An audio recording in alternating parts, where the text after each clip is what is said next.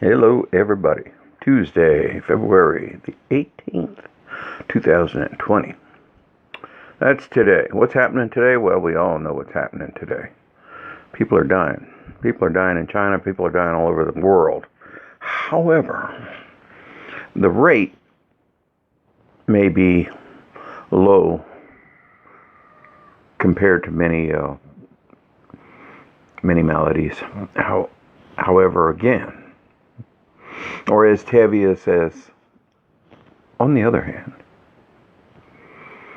it's still spread, and it's still spreading fast, and it's still spreading at an alarming rate, even though the official numbers,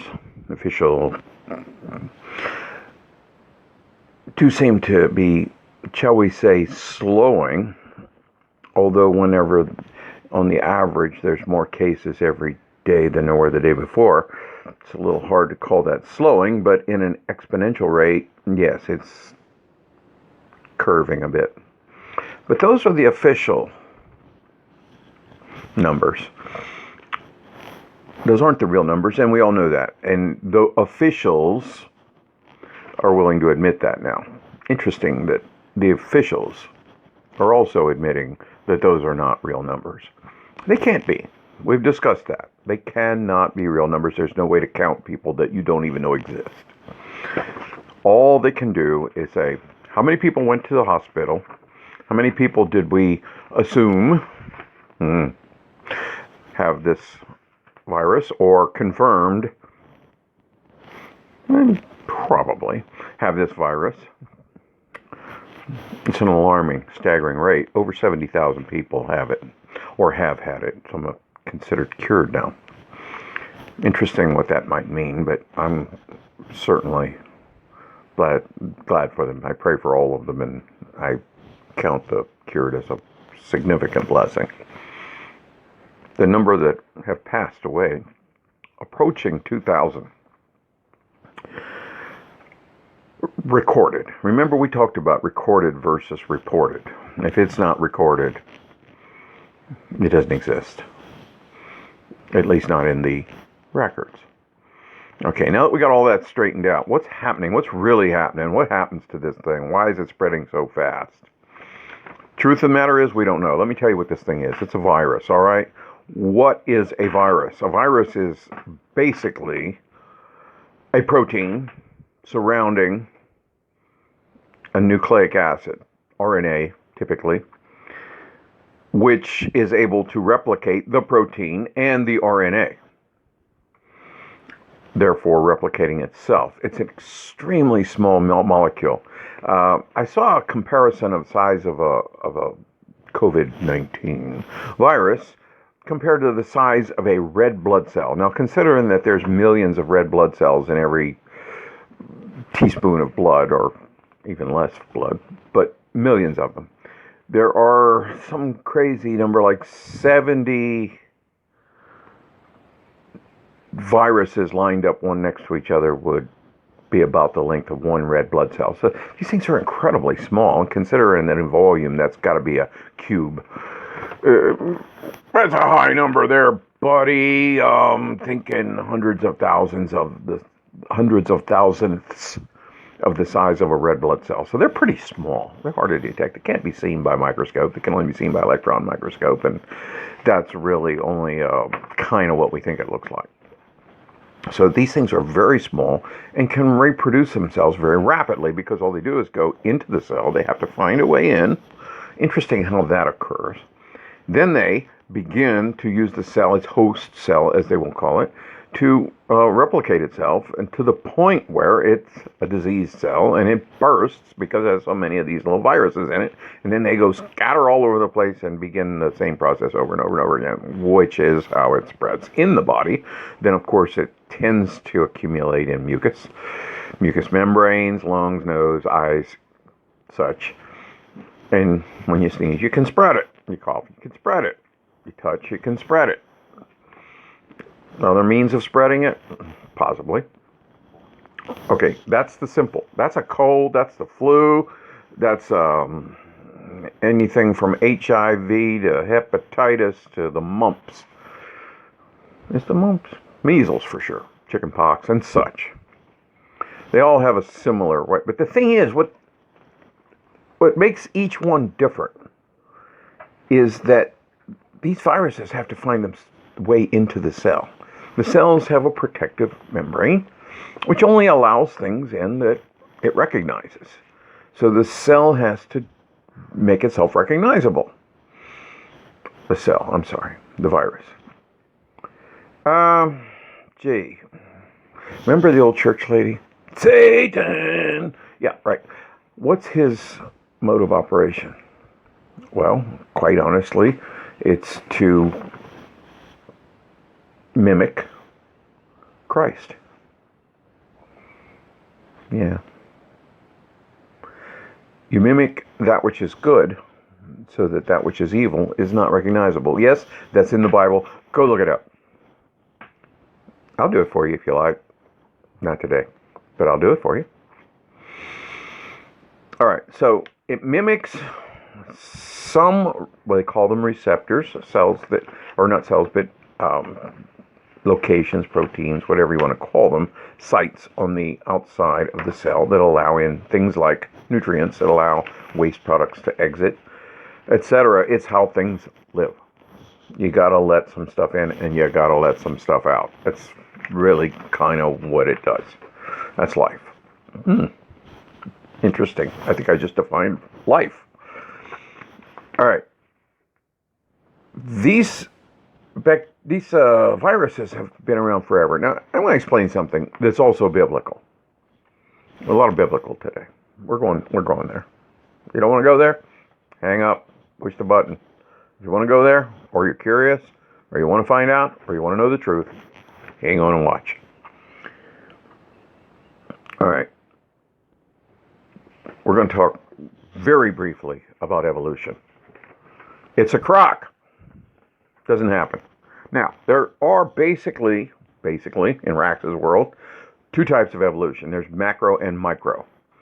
Macro means big, micro means small. Macro evolution is what Darwin would like to tell you, and many of his followers and teachers of the Democrats would like to spread, is that we basically evolved from God knows what, mice. Viruses, who knows? I mean, it had to come from somewhere, right? It did, but not there. All right, that's not what's going on here. Evolution micro does exist. You can breed dogs, and eventually you'll have Chihuahuas and you'll have St. Bernards. But they're both dogs. You can breed cats. You can have Siamese cats. You can have calico cats. You can have... Come on, what's your favorite kind of cat? I know those little black and white ones that look like they have a tuxedo on. We had one called Boots. We loved him a lot. Cats are cats. Dogs are dogs. Giraffes are giraffes. And elephants are elephants. They always have been, always will be, and that's all they'll give birth to. The little weird things you see that, horses and donkeys make a... Was that a mule? Yeah, okay, fine. That, you notice those animals are always sterile. They don't make new species. Matter of fact, if that's what occurred in Genesis, when we talked about the Nephilim that were produced when the sons of God saw the daughters of men, didn't exactly make the Nephilim, the giants. So okay, fine. Were they sterile? Hey, I wasn't there. However, micro evolution, genetics, can produce a vast variety within a species. But it's still within the species. The same thing happens with viruses. So these viruses, that all of a sudden, this is a brand new virus. Poppycock.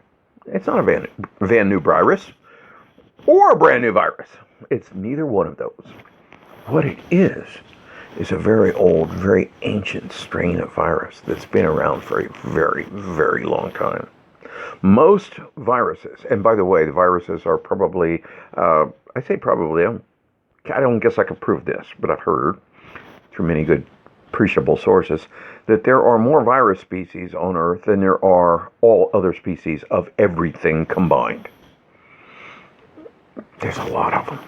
And most of them are very helpful to you.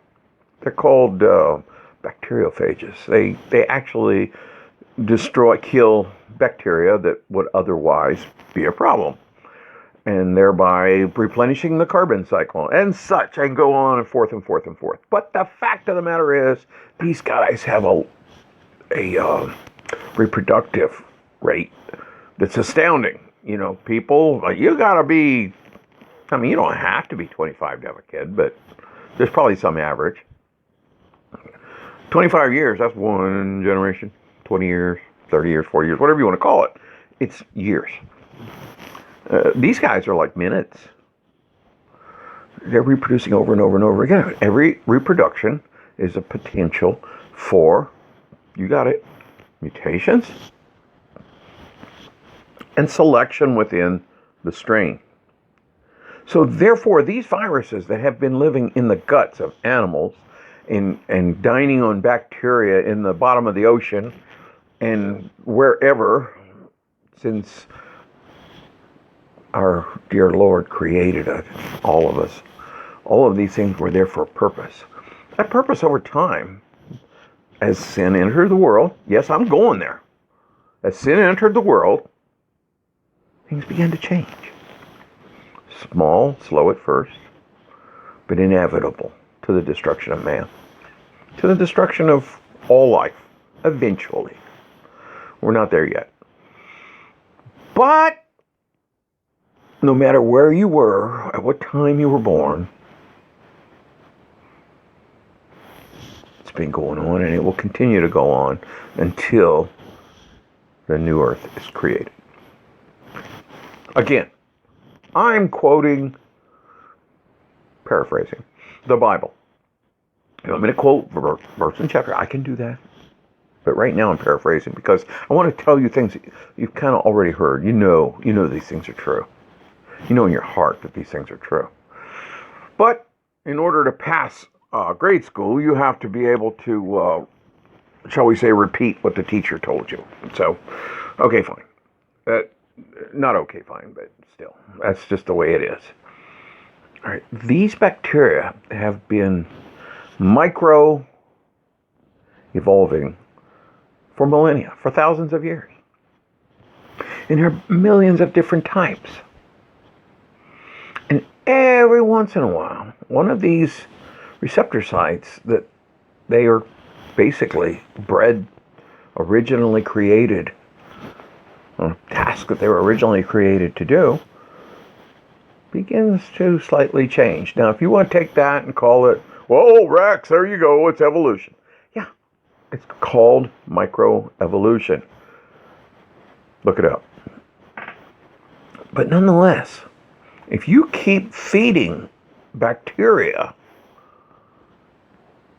a substance that kills most of them, but not all of them, you will eventually develop a bacteria that is immune to that substance that was killing it. We've all heard of what happens with antibiotic resistance.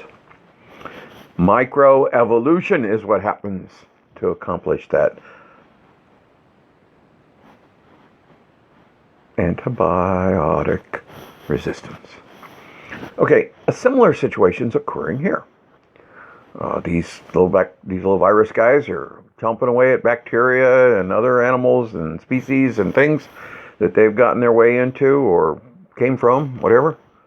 All of a sudden, contact with one of those that just has been kind of working on this receptor. He hadn't been working on anything. It's a match that occurs in time that will eventually blend in. It's like two blobs of paint, a red blob and a blue blob.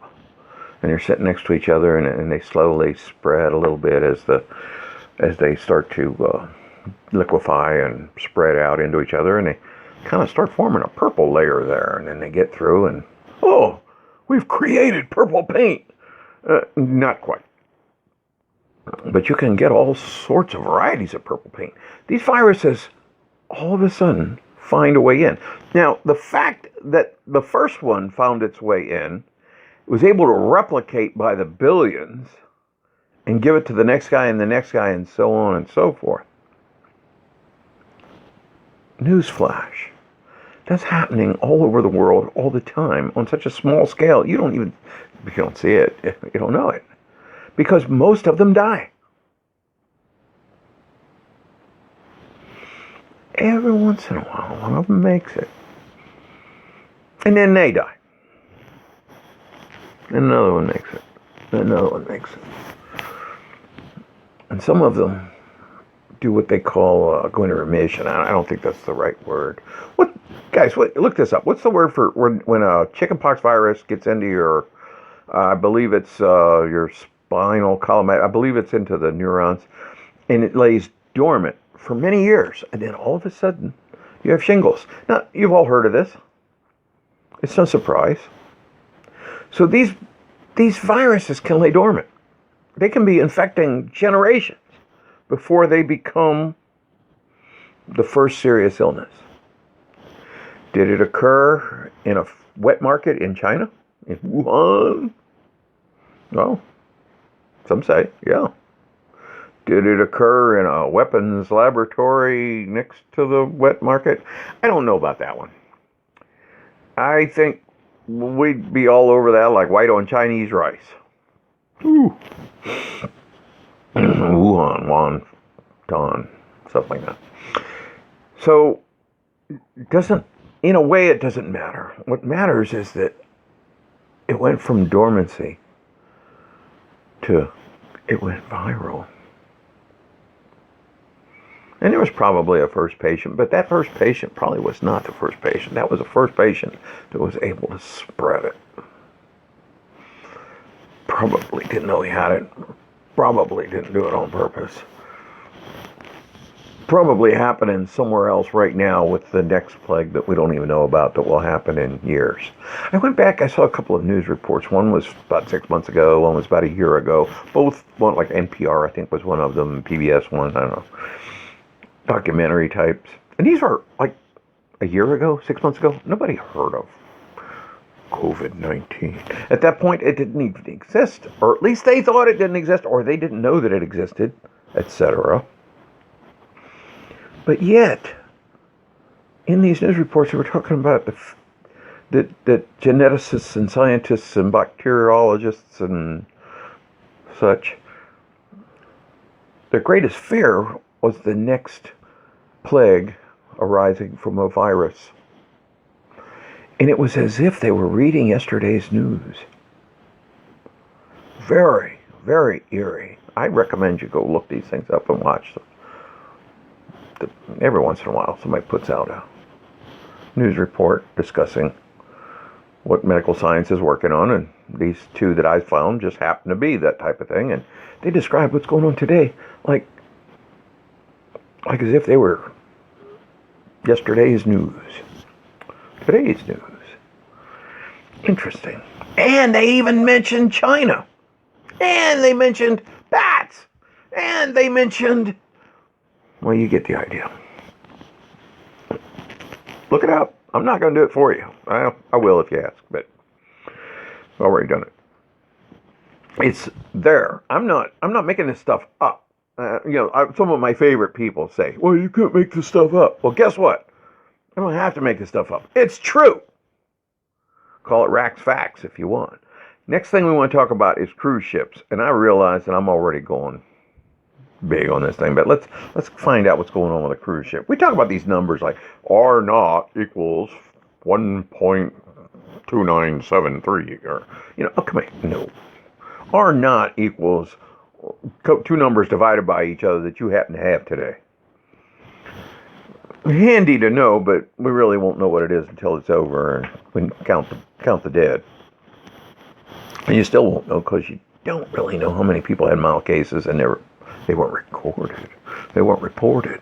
Some people had it and didn't even know they had it. Yeah. So, all right, what's going on in these cruise ships? Okay, there's two that are kind of real relevant. The one in Japan and The other one, they wouldn't let dock anywhere, and then finally ended up in Cambodia. And Cambodia people say, hey, go on, go home, no problem. Well, the one in Japan, started out with somebody being sick, and then, gee gosh, it looks like that stuff they're having over in China. And they check them. Well, I don't even know the numbers, how many thousands of people were on that ship.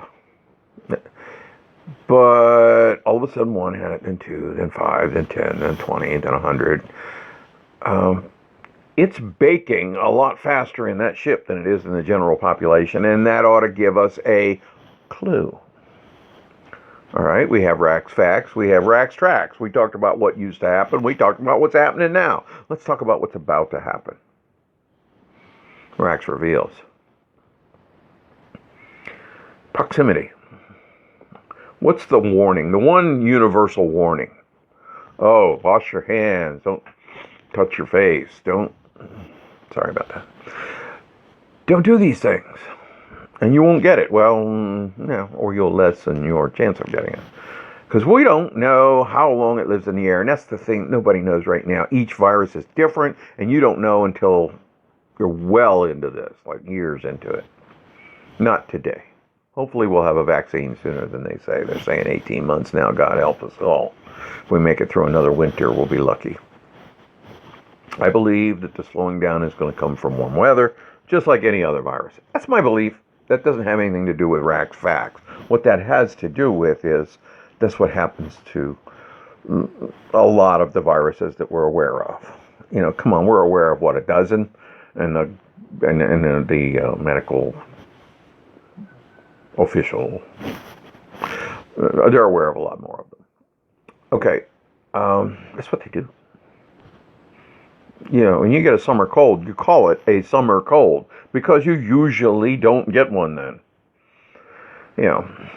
Oh, it's cold and flu season. Better take your this, that, and the other. And, well, what do you get the idea? Cough into your elbow. Well, they started that a few years ago. Whatever.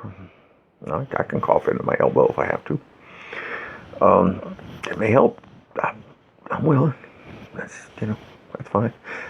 But if we look closely at the Hebraic rules for hygiene, a lot of it's about washing your hands. A lot of it's about marital fidelity.